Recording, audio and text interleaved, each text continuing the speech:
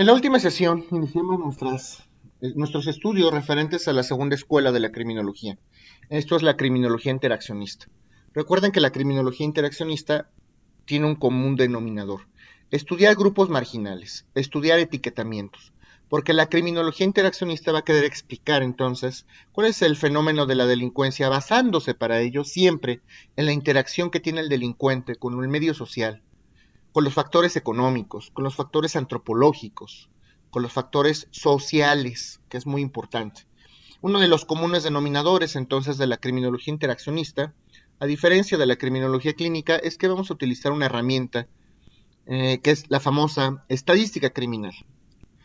Y siendo así, pues analizamos algunas aportaciones, algunas críticas que se hacen pormenorizadas y analizamos algunos de los representantes más importantes. ¿Okay? Sí, en efecto, en la última sesión analizamos las ideas de Thorsten y su estudio de conflicto de culturas y delito y su famoso potencial de resistencia. Vamos a hablar ahora de un autor que se conoce como Edwin Sutherland, que también me parece que ya lo habíamos comentado en algún momento. Edwin Sutherland. Este señor hace una teoría que se llama la teoría de la asociación diferencial. Teoría de la asociación diferencial. Uh-huh. Lo que hace Sutherland es estudiar a la criminalidad de cuello blanco, aquellos delincuentes que se caracterizan justamente por desarrollar estos crímenes, sobre todo a nivel patrimonial, crímenes eh, que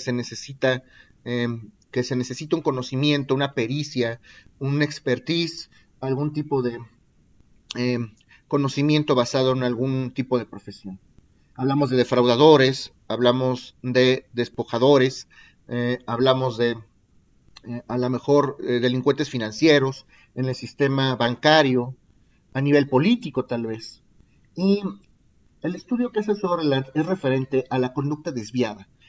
¿En qué momento les comentaba que debíamos de familiarizarnos con este término, que es la conducta desviada? Recuerden que la conducta desviada, desde el punto de vista de las corrientes interaccionistas, se da justamente cuando el delincuente lleva a cabo una acción que se considera relativamente normal hacia lo anormal. ¿Qué es lo anormal desde el punto de vista de los criminólogos interaccionistas? El delito.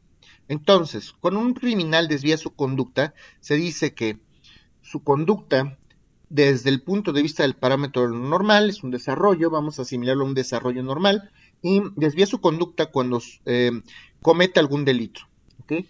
Con una persona desvía su conducta, entonces deja de actuar dentro del parámetro exigido o esperado por la sociedad para cometer algún delito y realizar alguna afectación desde el punto de vista político, desde el punto de vista jurídico. Entonces, Sutherland estudia la conducta desviada. Esta conducta desviada desde el punto de vista de Sutherland implica un aprendizaje. ¿Qué tengo que hacer como delincuente para desviar mi conducta? ¿Cómo le hago para poder cometer delitos? Tengo que aprender ciertos valores. Recuerden que estamos hablando de núcleos sociales o de grupos sociales específicos. Entonces, a lo mejor, si yo me voy a ubicar en un contexto, en una subcultura, o en un grupo social determinado, para encajar o para pertenecer a ese grupo, a lo mejor yo tengo que aprender ciertos valores o tengo que aprender ciertas reglas, justamente para que mi personalidad y mis principios y mis valores sean concordantes con los de ese grupo social. Entonces, ¿cómo aprende el delincuente a delinquir en un grupo social determinado? ¿Okay? Obviamente, tiene que aprender algunos parámetros axiológicos, como lo repito, referente a los valores, y tiene que aprender ciertos comportamientos o ciertos parámetros delictivos. Esto justamente es la teoría de la asociación diferencial. Cómo el criminal, desde el punto de vista interaccionista, desvía su conducta y cómo el criminal aprende esa serie de comportamientos, de parámetros, de reglas, de modos para poder delinquir. Cómo se relaciona entre estos grupos y esos grupos, los miembros de cada grupo, cómo le enseñan a delinquir. El aprendizaje delictivo requiere un proceso delictivo, evidentemente, requiere vivir en un ambiente criminógeno. La influencia criminógena depende naturalmente del grado de intimidad y del contacto interpersonal que tenga el delincuente con un núcleo social determinado. El proceso de aprendizaje criminal, obviamente, va a implicar conocer técnicas y modalidades. Si una persona, ya les he puesto muchas veces este ejemplo, si una persona, por ejemplo, se dedica al robo de autopartes, pues a lo mejor va a acudir a alguna pandilla o algún grupo en Tepito o en la Ronda, por ejemplo, que es donde se dedica mucho este tipo de acciones. A ver, ¿cómo le hacemos entonces para delinquir? Tú, amigo, hermano, carnal, ¿cómo le haces? ¿Cómo quitas un espejo? ¿Cómo robas una llanta? ¿Cómo, cómo robas las autopartes? Y luego, ¿dónde te colocas para venderlas? ¿Cómo las comercializas? ¿Cómo te posicionas? Es toda una escuela del crimen, en pocas palabras. Ese proceso justamente de asociación de los valores y del aprendizaje para poder delinquir en un núcleo social determinado se la conoce como la asociación diferencial o como el proceso de asociación diferencial. Cómo el individuo aprende actitudes, definiciones, conceptos, un caló o una manera de hablar determinada. Hermano, carnal, ya saben, ustedes ya saben y perfectamente lo han conocido. El individuo entonces se convierte en un criminal. Cuando aprende en su mayor parte las modalidades criminales de un grupo social determinado. El aprendizaje entonces va a depender de esa interacción social y de la comunicación que tenga el criminal con el resto de los miembros de una subcultura o de una sociedad. Esta teoría de la asociación diferencial implica entonces un contacto inminente con las personas, con los grupos, y se refiere a cualquier tipo de aprendizaje desde el punto de vista, repito, axiológico, es decir, referente a los valores de un grupo social, hasta la manera en que se comportan, escuchan música, conviven, y obviamente todo esto desencadena en la acción criminal. ¿Tienen alguna duda de la teoría de Edwin Sutherland y de la asociación diferencial?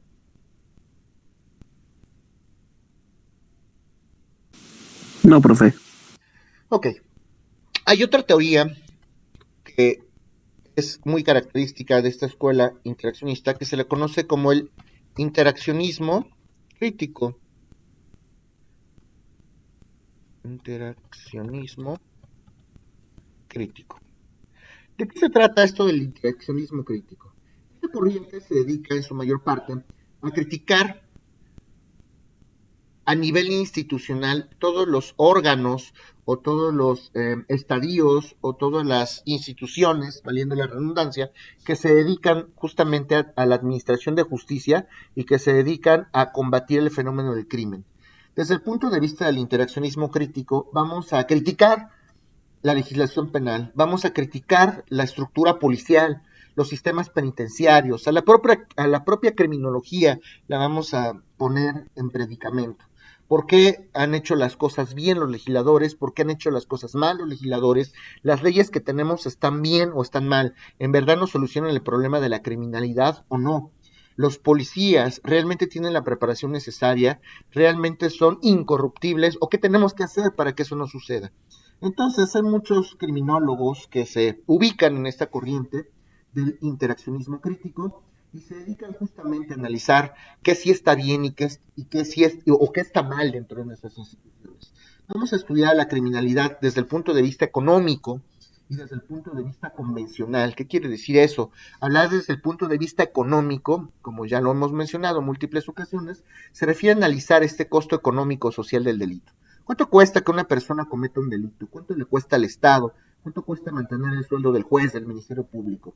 Desde el punto de vista convencional, desde el punto de vista cotidiano, cómo viven esto las instituciones momento a momento. ¿Está bien la manera en que aterrizan un problema criminal las instituciones? Sí o no. Porque a veces hay o existen los famosos chivos expiatorios, así lo comentan algunos autores, que recuerden que esos famosos chivos expiatorios son aquellas personas que tienen que pagar una pena aunque en realidad no hayan cometido un delito. ¿Por qué? Porque a veces el gobierno trabaja con estadísticas. A mí no me importa que sea culpable o no. A la sociedad lo que le importa es ver castigados. Vamos entonces a procesar y dar una serie de periodicazos para que la sociedad asuma que las instituciones están haciendo su trabajo, que de verdad sí estamos castigando a los delincuentes. Todo esto lo critica justamente esta teoría del interaccionismo crítico. ¿Quedó claro? ¿O lo volvemos a recapitular?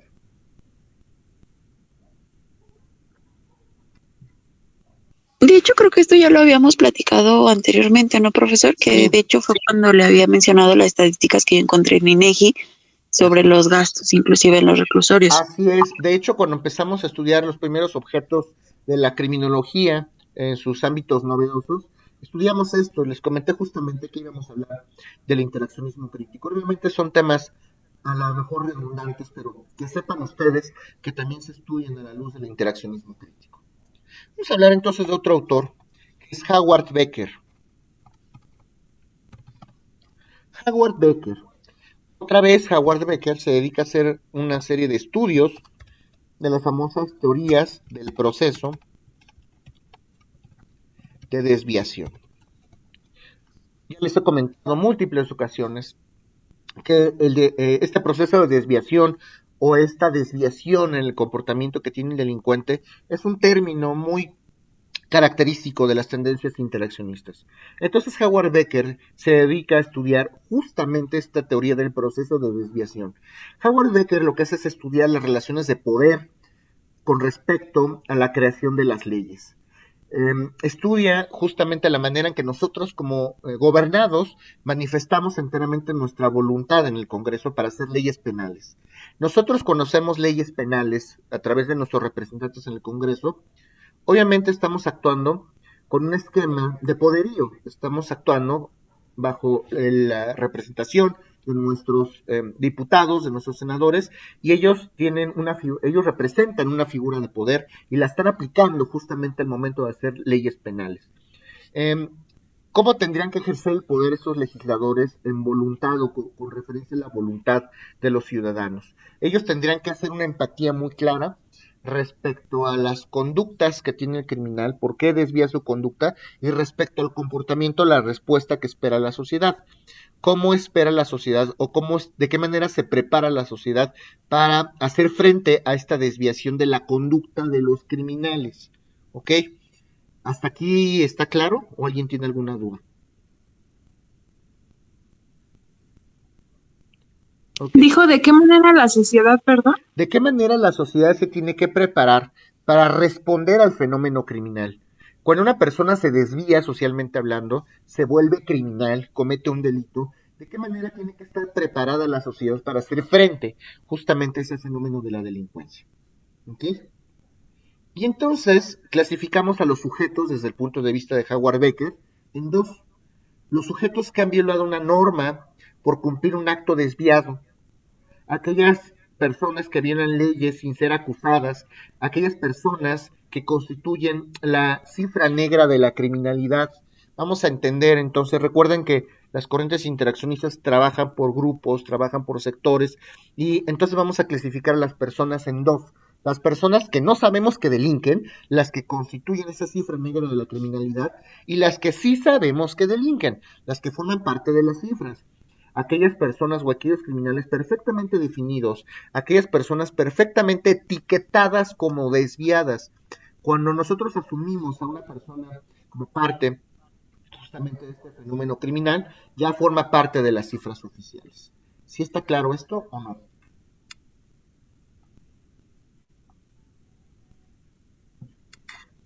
Bueno, vamos a hablar de otro autor, Dennis Chapman.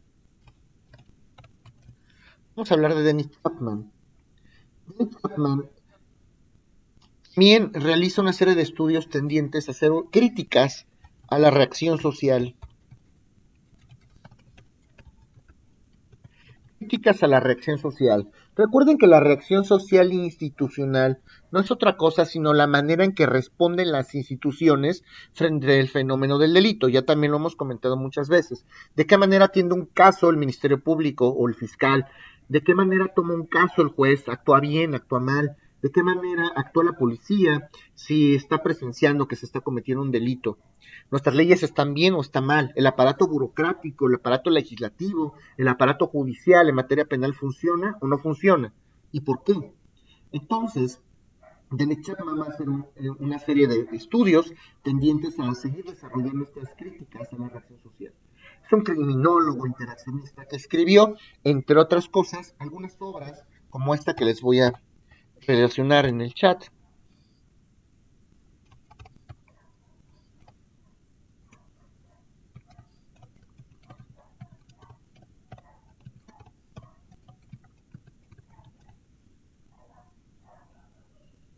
Sociology and Stereotype of the Criminal.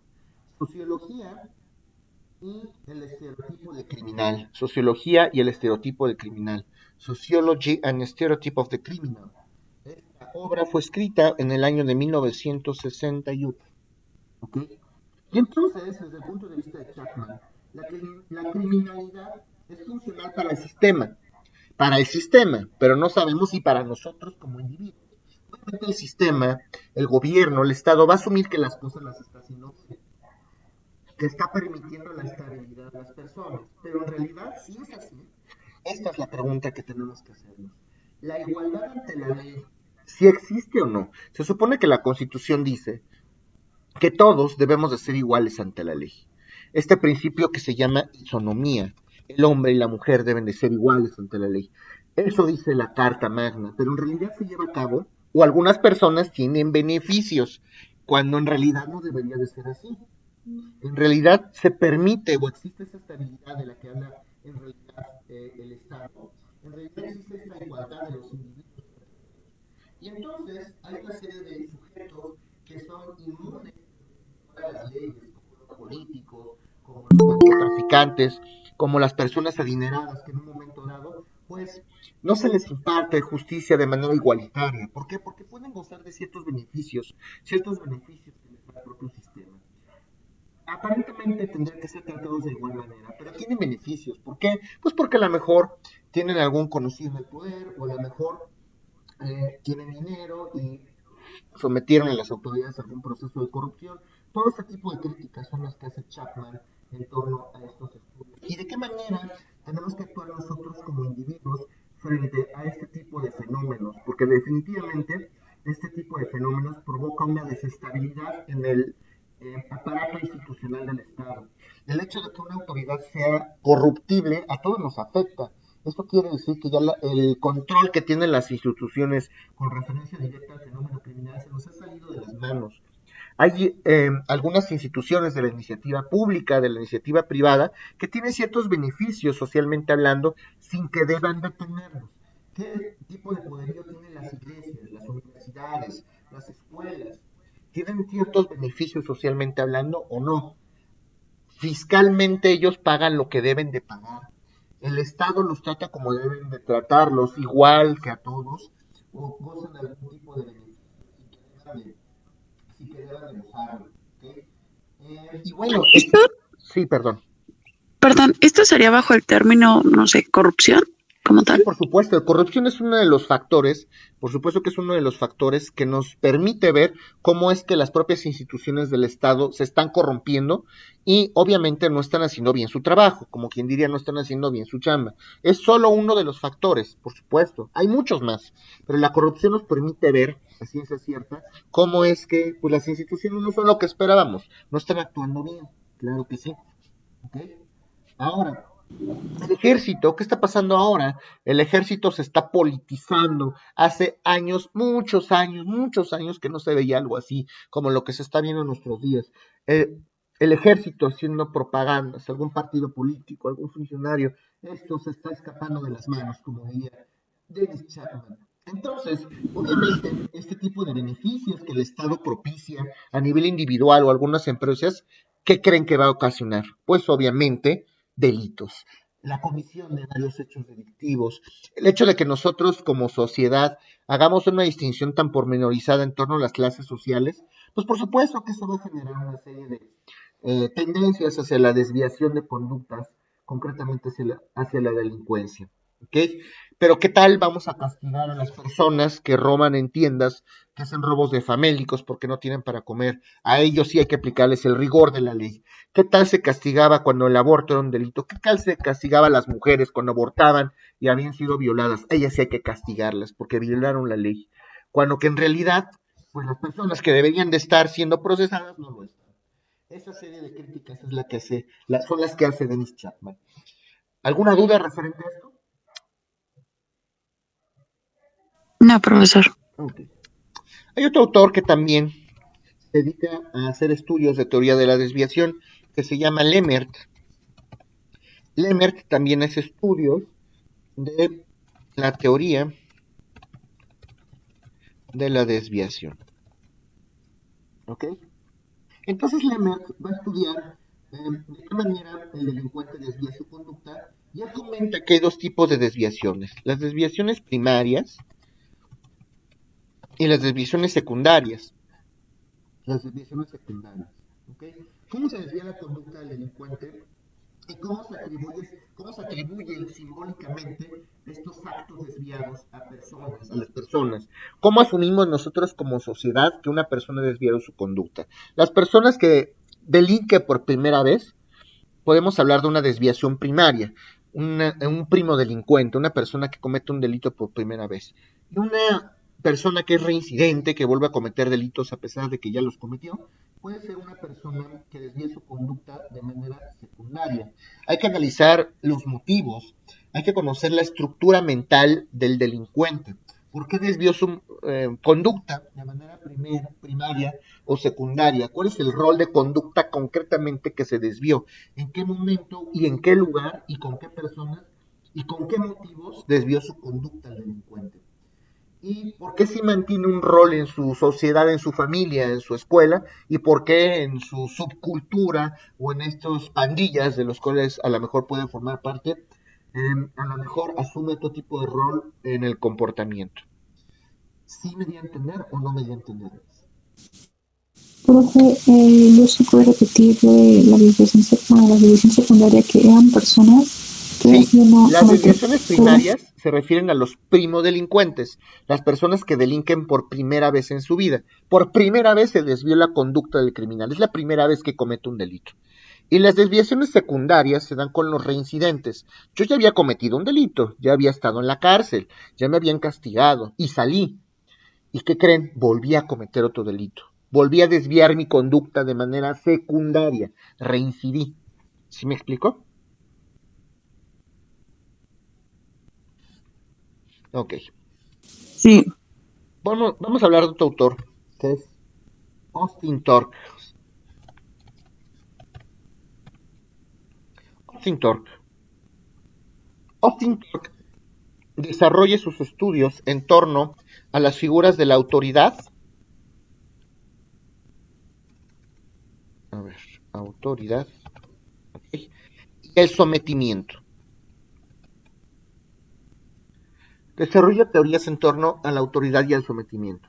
Vamos a estudiar desde el punto de vista de Torque al fenómeno de la delincuencia y la relación que existe entre el estatus de los delincuentes y el estatus de las autoridades. Las autoridades, por su parte, van a ejercer un rol de poder. Los delincuentes, al momento en que son procesados, ejercen un rol de sometimiento. Tú vas a ser procesado porque cometiste un delito.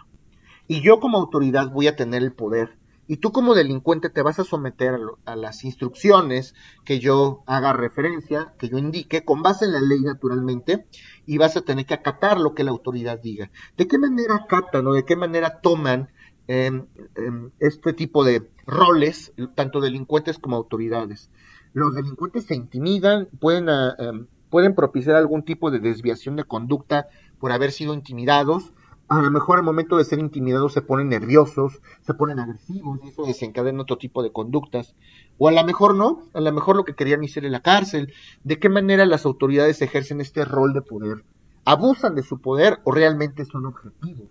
¿Realmente cumplen la función para la cual eh, fueron contratados? Este tipo de relaciones de autoridad y sometimiento son las que estudia entonces Austin Torque. Estatus de poder, Jesse, estatus de poder. Recuerda que la autoridad entonces asume un rol de poder y cuando asume un rol de poder somete al delincuente. Y el rol del delincuente es someterse. Yo soy el delincuente que está siendo procesado y me tengo que someter a lo que dice la autoridad. ¿Sí me explico? Sí, sí. Ok. Vamos a hablar de otros tantos. Vamos a hablar de Six y Erving Goffman. Six y Erving Goffman. Y estos señores, lejos de ser criminólogos, son sociólogos. Son sociólogos y se dedican a desarrollar una serie de estudios, una serie de análisis, pero en las cárceles, en las prisiones. Lo que hacen ellos es estudiar el comportamiento social de los reos y de las autoridades, pero dentro de las prisiones. ¿Cuál es la estructura de los reos social que tienen dentro de un reclusorio? Siempre hay un cabecilla que está sometiendo a los demás, o a lo mejor todos son pacíficos y cada quien está en su vida y desarrollándose, o a lo mejor siempre hay uno que quiere abusar de los demás, o a lo mejor siempre hay uno que representa peligrosidad. ¿Cómo viven allá adentro? ¿Tienen las condiciones adecuadas? ¿Tienen dinero para comer cuando no tienen esta necesidad? ¿Tienen dinero para satisfacer sus necesidades? ¿Para comprar un rollo de papel de baño? ¿Para comprar un jabón? ¿Se pueden bañar de manera placentera, a gusto? ¿O no pueden hacerlo? ¿Pueden dormir tranquilos? ¿No pueden dormir tranquilos? ¿Cuál es entonces el rol o la manera en que se desarrolla la estructura social de los reos? ¿De qué manera piensan los reos cuando son procesados dentro de las prisiones? De hecho, estos autores denominan, sobre todo Six habla de un término que son las famosas penurias del encarcelamiento, que justamente son todos estos menesteres que viven los delincuentes dentro de las prisiones, cómo la llevan adentro, está bien, está mal, es difícil la vida dentro del reclusorio o no. Esto para estudiar grupos sociales, pero dentro de los reclusorios. ¿Está claro esto o no? Penurias de encarcelamiento. Penurias del encarcelamiento. Penurias del encarcelamiento.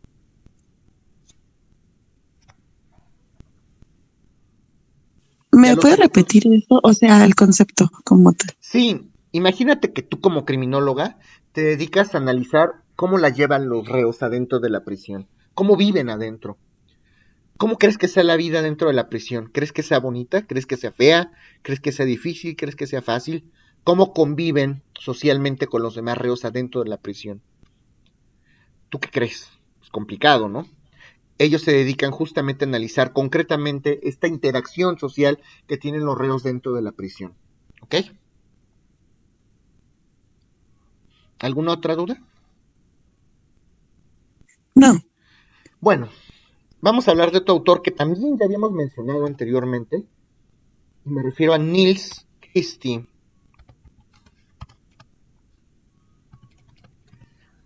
Niels Christie, ay, que lo escribí mal. Christie. Niels Christie no es mujer, es hombre. Niels Christie es o fue un criminólogo, varón. Y acuérdense que este señor hace una aportación muy importante porque estudiamos, de acuerdo a las teorías de Niels Christie, los límites del dolor. Recuerda que Niels Christie es una crítica muy fuerte a la penalidad en el sistema que nosotros vivimos. A ver, si nosotros castigamos a los delincuentes con una pena, el simple hecho de castigarlos, y castigarlo me refiero a la mejor a meterlos a la cárcel, a someterlos a un proceso penal, eso ya provoca en sí mismo un dolor al delincuente. Y está además validado por nuestras leyes. Eso quiere decir, continúa diciendo Niels Christie, eso quiere decir que si nosotros establecemos o permitimos las penas en la propia ley, se pregunta Niels Christie, ¿eso quiere decir que estamos legitimando el dolor? Entonces, imponer una pena, prever una pena en un código penal, significa que nosotros como sociedad estamos dándole un valor jurídico o permitiendo jurídicamente que una persona sufra. Escribió de hecho una obra que se llama Limits of Pain, en español, Los límites del dolor. Límites del dolor. Esta obra fue escrita en el año de 1981. Y vamos a estudiar desde el punto de vista de Miss Christie cuál es el estereotipo del delincuente, cuál es el estereotipo que todos tenemos del delincuente y su estigmatización, de qué manera lo tachamos, lo etiquetamos. Lo cierto es que todos como sociedad lo que queremos es ver castigo, ya lo hemos analizado, incluso hemos hecho el experimento social aquí en el propio grupo. ¿Ustedes qué opinan? ¿Se debería de castigar? Sí, yo quiero penas más fuertes, yo quiero la pena de muerte, yo quiero que le corten las manos, yo quiero que castiguen, ok. Pero ¿qué pasa con el enfoque humanístico? Nosotros tachamos al delincuente, lo etiquetamos, lo estigmatizamos, pero no tenemos que olvidar que el delincuente también es un ser humano. Entonces, en esta obra, también le escribió así, estereotipo, se los escribo en el chat.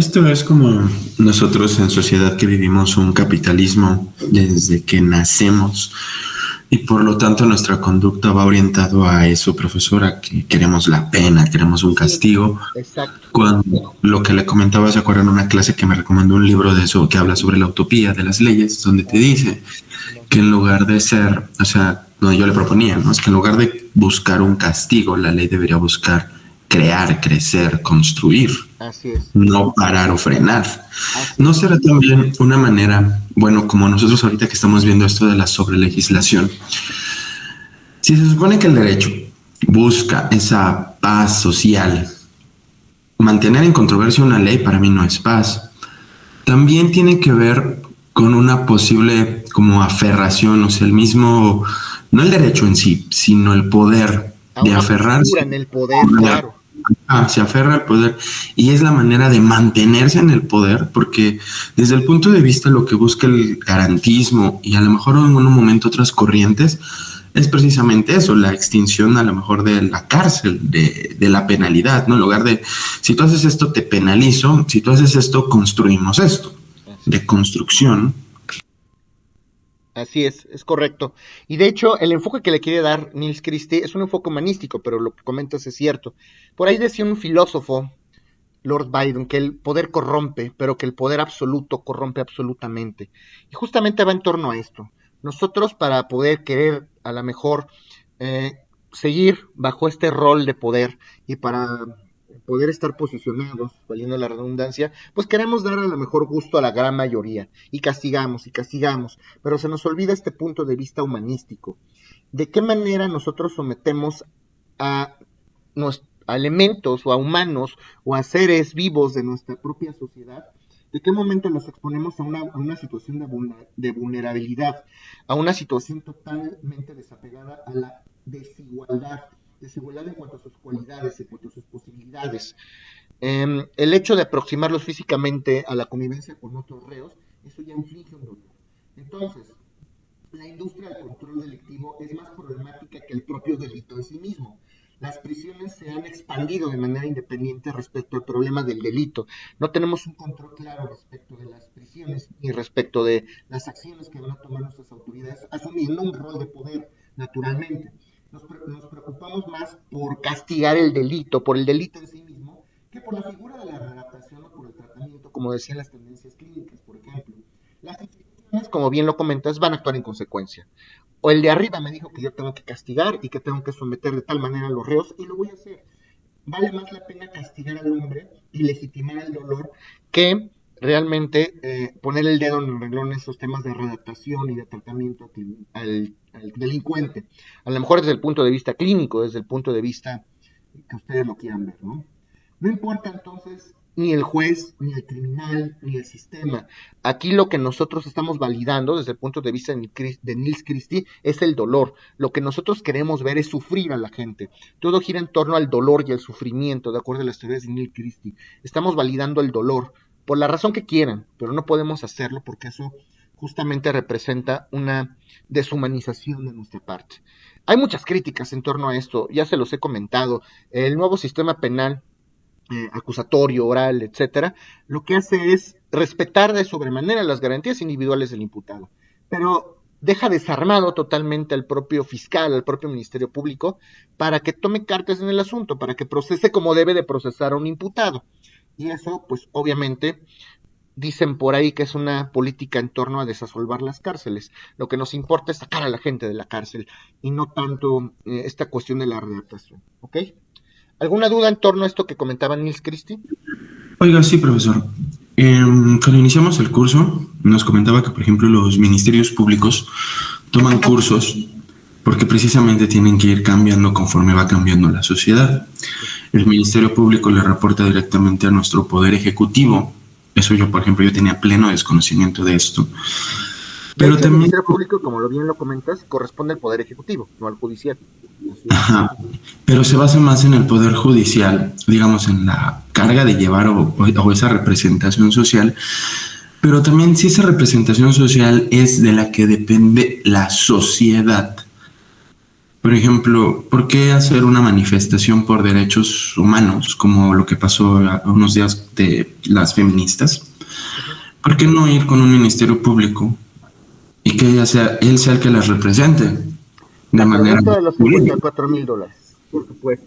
O Yo sea, ¿por también qué? coincido con esto. El tema es que constitucionalmente, pues todos tenemos derecho, ¿sí? Tenemos derecho a expresarnos de manera libre. Todos tenemos un derecho constitucional que no debe ser conculcado, derecho a la libre expresión. Pero a ver, ese derecho, como bien lo comentas, está supeditado a no dañar las prerrogativas de los demás. Y eso es a lo mejor lo que, no nada más las feministas, muchas personas que, que también pueden hacer manifestaciones y que no les importa afectar al resto de la sociedad, compartan o no su causa, con tal de defender la propia. Ahí es donde ya a lo mejor estamos involucrando otro tipo de situaciones. ¿Cómo debería de funcionar? Coincido totalmente contigo. Oye, a ver, una serie de situaciones, acudo al Ministerio Público. Pero también gira en torno a la capacidad de respuesta que tienen nuestras autoridades, como tú dices. A ver, yo me pongo también en la postura de las feministas. Ok, podemos acudir con un ministerio público y realmente ha resuelto nuestros problemas. Voy a CNDH. Las resoluciones de la CNDH ni siquiera son coactivas, son coercibles, no se exigen por medio de la fuerza. Entonces, pues ¿cómo le hago? Si la autoridad que me representa socialmente no me da respuesta. Si la CNDH, pues nada más me va a emitir una recomendación. ¿Cómo le hago? Voy a alzar la voz, voy a expresarme, pues a lo mejor, desde este punto de vista sí, es válido que me exprese. Lo que no está bien a lo mejor es vulnerar los derechos de otros al momento en que yo me exprese. ¿Sí me doy a entender? Sí, profesor, pero es que ahí es donde me duele lo que nos comenta, porque se supone que nosotros somos los encargados de llevar a cabo como cambio, bueno, ahora nosotros. Y la otra vez entre compañeros discutíamos sobre esto, ¿no? Lo que usted en la clase pasada nos dijo sobre, o sea, como abogados ustedes van a ver esto, o sea, a lo mejor no está ni bien ni mal que yo se los diga, porque lo van a hacer, pero todos ustedes, bueno, como profesores obviamente buscan explotar que todo se haga con ética, pero también sobre el camino vas aprendiendo a ver que no precisamente todo va a ser con ética, sino lo contrario. Estaba leyendo en un apartado los sermones de Fordyce de la moral, y a pesar de que son pues, de hace mucho tiempo, o sea, te explican precisamente ese valor moral que tiene tanto la idea de crear como la idea de acción, y que es donde muchas veces entre esos dos caminitos la línea es tan delgada que una vez que la cruzas se desaparece. Por eso debes de tener bien orientado una moral bien definida. Pero ¿qué pasa si esa moral bien definida trae, como dice, es cambiante? No es lo mismo el pueblo mexicano que el pueblo del Vaticano, etcétera. Claro. Entonces ahí radica esa cuestión, y que como humanos nunca nos hemos apoyado, siempre hemos estado en guerra. Y eso es muy cierto. Vamos a imaginar, de los 2000 años que el hombre lleva existiendo en la época moderna, solo hemos pasado un periodo de 183 años en paz, de 2000 años. Y pasa entre comillas, ¿eh? Porque hay países que constantemente están en guerra, ve Siria, ve estos países del Medio Oriente. No una paz como la que, o no una guerra como la que se profesó en 1945, 1940-45, por ejemplo. Pero sigue habiendo guerras. Ya estamos ingresados en otra cosa, pero seguimos en lo mismo, coincide, así es. Guerra Fría, y ahora la famosa guerra de las galaxias, ¿no? La guerra del espacio, porque hay muchos temas ahí. Yo no lo había visto. Es la nueva guerra. Así es, interesante hablar de estos temas, ya platicaremos de esto en torno que son cuestiones sociológicas que encajan perfectamente en cuestiones interaccionistas, porque recuerden que el tinte, eso es correcto, el tinte de la corriente interaccionista justamente es la sociología, la manera en que interaccionan las personas con núcleos o con el resto de la población, el grosso de la población en general. Claro que sí. ¿Okay? ¿Alguna duda en torno a esto que he comentado en Nils Christie? ¿Alguien? Ok. Finalmente, les voy a mencionar a manera de cultura, para que ustedes sepan, por lo menos como criminólogos, qué pasa. ¿Quiénes son los principales representantes de la criminología en Latinoamérica? Por lo menos para que sepan y conozcan los nombres básicos. Hay algunos representantes de la criminología interaccionista en Latinoamérica, como pueden ser, por ejemplo, Luis Marco del Pont,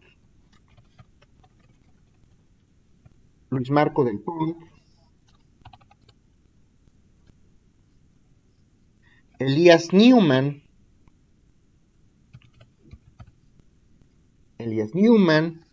Roberto Vergali, Raúl Zaffaroni. Eso no me tocó darles clase el semestre pasado, pero Raúl Zaffaroni, aparte de ser criminólogo, fue penalista. Y fue un criminólogo además de la vieja escuela de la criminología. Raúl Zaffaroni, lo vamos a ver ahorita, de hecho asociaba la causa de la delincuencia con la demonología y las pseudociencias, toda esta cuestión de lo esotérico. Cuando un criminal cometió un delito, pues Raúl Zaffaroni asumía que había sido poseído por Leviatán, por Mamón, por Satanás, por Lucifer, y asocia cada uno de los demonios con un pecado capital. Eso es lo que comentaba Raúl Zaffaroni. ¿Okay? Vale la pena mencionarlo. También tenemos a Lolita, así la conocen, Lolita Níjar de Castro. Quien se dedica Profesor, sí. ¿estos autores qué dijo que eran?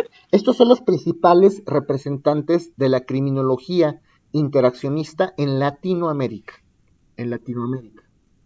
Aquí en nuestro continente.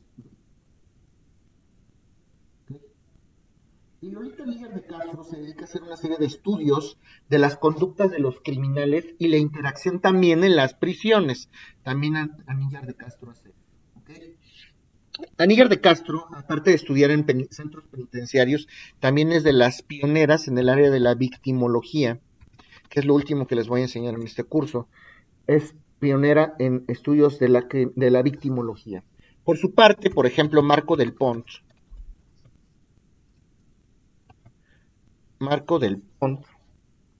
escribe una obra que se llama Prisión Abierta. A lo mejor esto es un poquito tedioso, pero son datos culturales que deben de saber. Marco del Pont escribe una obra que se llama Prisión Abierta. Y esta obra, la prisión abierta, le da un enfoque crítico y humanista a la vida del delincuente. ¿Cómo vive el delincuente en las prisiones? Vamos a darle un enfoque humanístico, basándonos a lo mejor en las teorías de Neil Christie, para engrandecer todo ese tema que gira en torno a los derechos humanos. Por su parte, Roberto Vergali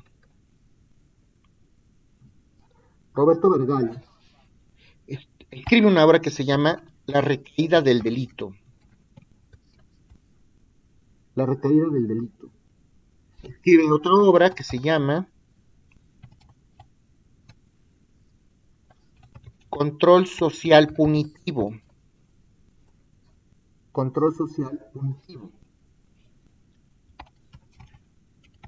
Y escribe otra obra que se llama Pensamiento criminológico.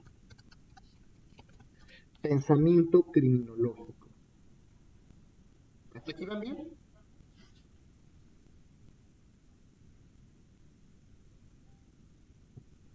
Sí, profesor. No, profesor. Profe, los primeros tres autores no dijo a qué se... No, solamente les estoy comentando grosso modo quiénes son los principales en Latinoamérica, que ustedes por lo menos conozcan los nombres, y si alguno de ellos destaca en alguna obra, se los estoy recalcando en este momento, no se preocupen. Nada más es para que ustedes sepan quiénes hay aquí, quiénes estamos aquí en Latinoamérica, ¿ok? Es todo, no se preocupen. Vamos a hablar entonces de Raúl Zaffaroni de una manera muy concreta, porque ya les comentaba yo que Raúl Zaffaroni, aparte de ser criminólogo de la vieja escuela, de las tendencias antiguas de la criminología, se abocó en las famosas pseudociencias, hace estudios de demonología aplicados a la criminología, del esoterismo, de estas lecturas de tarot, de estas lecturas de la cartomancia, para poderla relacionar justamente con la delincuencia, y también fue penalista. Zaffaroni escribió un texto, también una obra, que se llama Teoría del Delito. Escribió otra más que se llama Criminología, así como suena.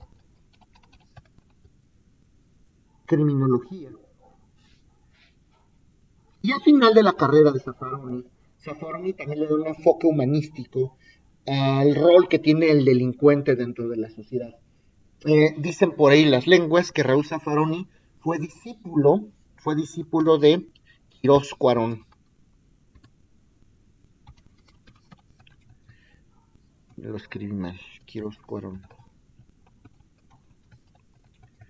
De Quirós Cuarón. Venezolano, es de Venezuela. ¿Ok? Y por su parte, la doctora, les digo, Lola o Lolita, así la conocen en el argot jurídico criminológico, Lolita o Lola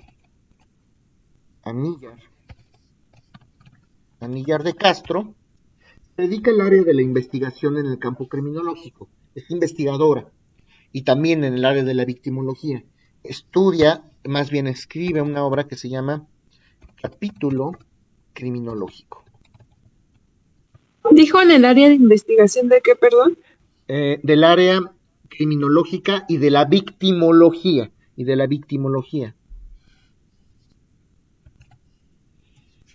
Y la obra, una obra destacada, es Capítulo Criminológico. ¿Hasta aquí alguien tiene alguna duda, niños? Sí, profe, a mí me faltó Elías. Elías Newman. Sí, como les comentaba, hay algunos que no estoy mencionando en cuanto a obras, nada más me interesa que sepan nombres y eso es todo. Solamente les estoy mencionando obras destacadas y nombres destacados, nada más, es lo único que ¿Cómo me interesa. dijo que se llamaba la obra de Lolita? Capítulo criminológico. Aquí lo anoté en el chat.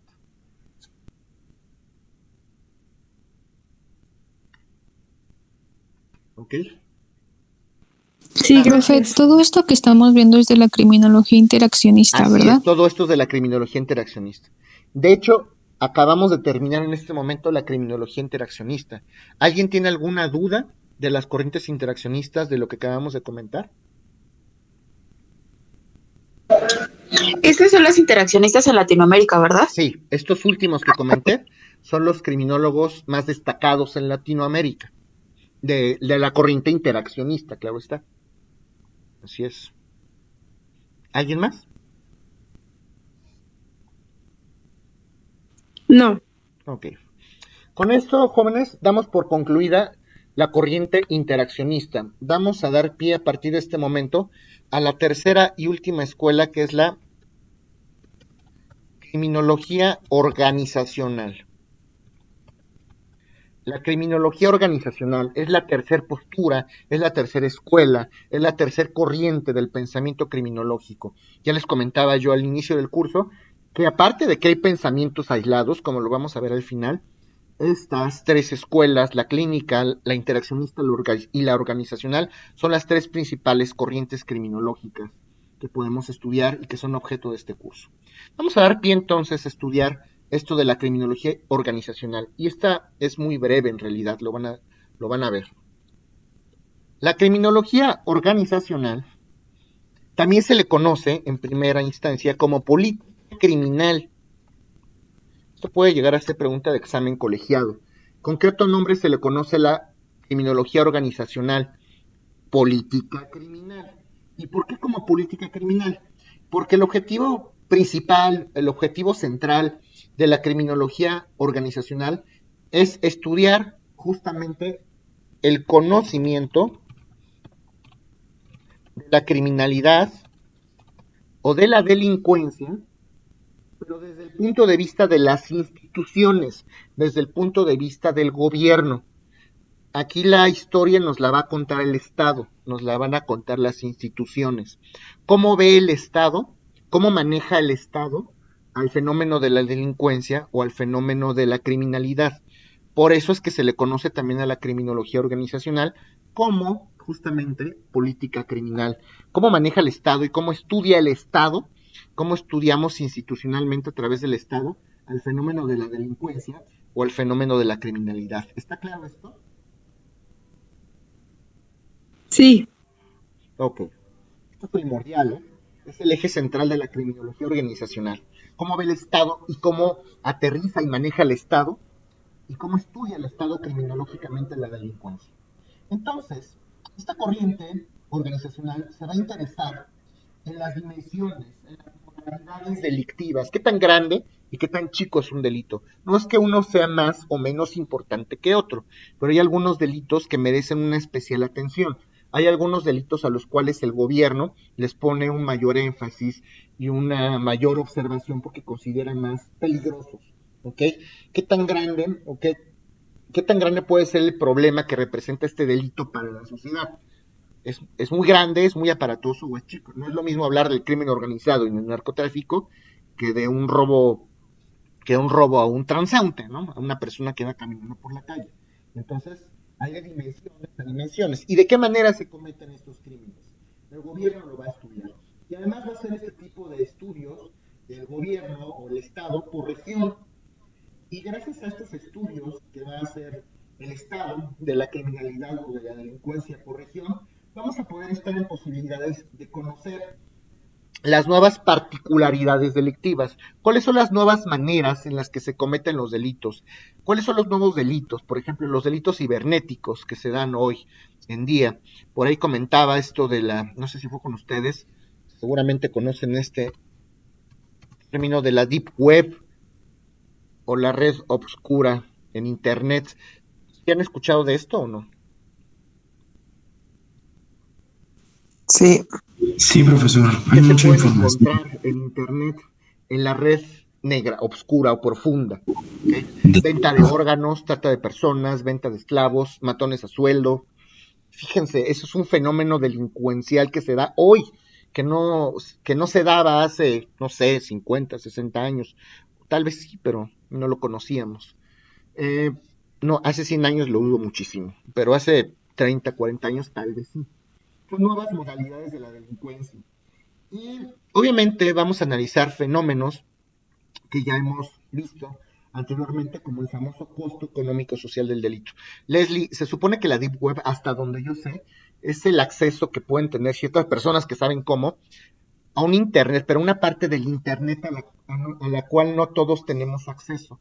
Hay personas que tienen acceso a una parte de Internet que no es pública, donde pueden contratar pues matones a sueldo, donde pueden comprar órganos, pues, se dedican prácticamente a hacer unas cosas muy feas y muy fuertes. En Internet hay, Para poder acceder, según yo sabía, se requiere de sistema operativo y software especiales, no es como una computadora tal claro, cual, por supuesto, justamente por la protección aparentemente de datos al querer indagar, porque inclusive el indagar también ya es un riesgo. sí, por supuesto, así es, eso es la famosa Deep Web, en términos generales, ¿ok? Para que lo conozcan. Tengo un compañero, bueno, un amigo y tiene un roomie que es ingeniero en sistemas y él sí entra a la Deep Web, profesor. De hecho, muchos de los libros que nos han recomendado aquí, él, bueno, casi casi así de, lo quieres en PDF, yo te lo traigo. O cuestiones así, o las famosas filtraciones de los Wikileaks o cosas así, dice que eso es todo lo que se ve también ahí, aparte de lo que son órganos. ¿Sí? Sí, Es claro, como... sí. Claro, hay muchas cosas ahí. Nosotros estamos haciendo hincapié en la parte como criminal, ¿no? Que ahí naturalmente casi todo es como pero bueno, es una nueva modalidad para delinquir, es una cosa que no se veía hace muchos años porque no teníamos la tecnología ni los conocimientos necesarios. Hoy ya es más accesible, entre comillas, a las personas que antes, ¿ok? Y sí, es correcto, ¿ok? Entonces, este tipo de nuevas modalidades del delito, desde el punto de vista o desde la perspectiva del Estado, nos van a ayudar a nosotros como criminólogos para poder hacer un estudio justamente de estas nuevas modalidades. Vamos a poder realizar, como lo hacían los interaccionistas, una crítica a lo mejor a los costos sociales, a los costos económicos. Vamos a analizar cómo es que se desarrolla la policía, la administración de justicia, como lo estamos viendo desde el punto de vista del gobierno, entonces a lo mejor vamos a poder hacer un enfoque desde el punto de vista de la policía o desde el punto de vista de los jueces o desde el punto de vista del Ministerio Público. ¿Cómo ve el Ministerio Público? ¿Cómo ven los jueces esto de la delincuencia? ¿Cómo aterrizan el problema? Ahora vamos a ponernos en sus zapatos, vamos a hacer empatía, vamos a ponernos en lugar del juzgador. Para él, ¿qué es la delincuencia? ¿Cómo se debería de estudiar? ¿Okay? Y esto también puede ser una pregunta colegiada. Milan Milutinovic